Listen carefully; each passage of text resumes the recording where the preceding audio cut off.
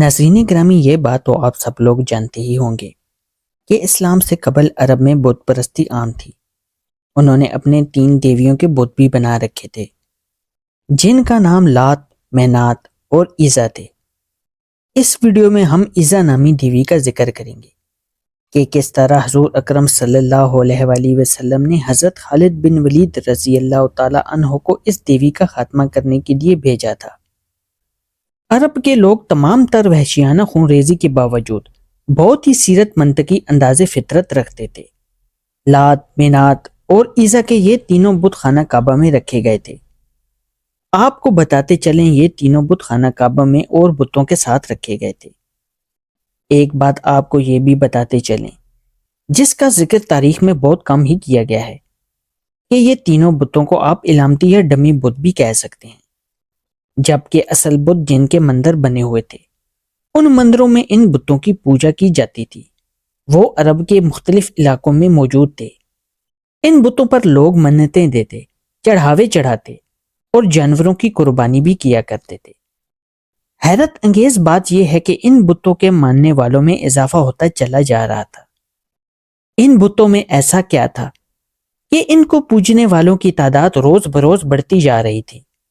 یہ بت ایسا کیا دکھاتے تھے کہ عرب ان 3 بتوں کی عبادت کرنے پر مجبور تھے؟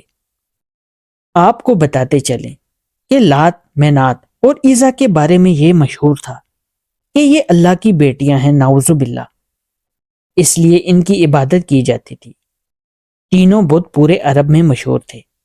ان بتوں کے ساتھ 3 شیطانی چڑیلیں بھی منسلک تھیں جو بتوں میں گھس جایا کرتی تھیں اور اپنے سامنے سجدہ کرنے والوں سے مخاطب ہوا کرتی تھیں۔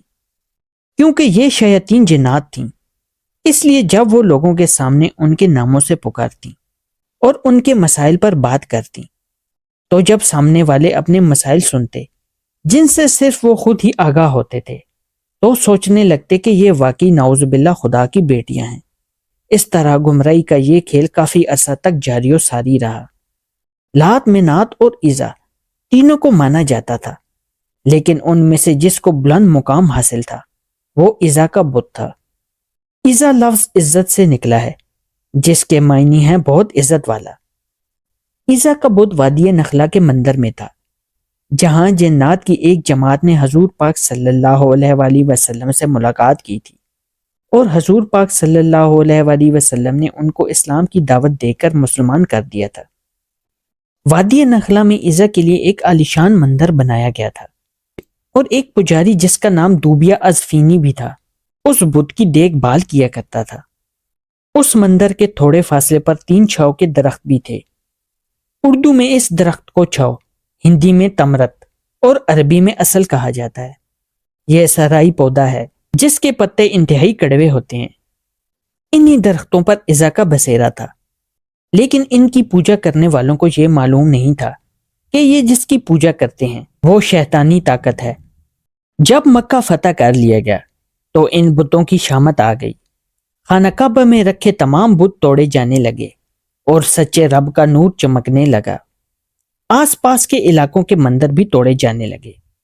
حضور پاک صلی اللہ علیہ وآلہ وسلم نے حضرت خالد بن ولید رضی اللہ تعالی عنہ کو وادی نخلا بھیجا اور فرمایا جہاں چھاؤ کے درختوں اس سمت کا رخ کرنا اور ان درختوں میں سے آخری 3 چھاؤ کے درخت کاٹ دینا۔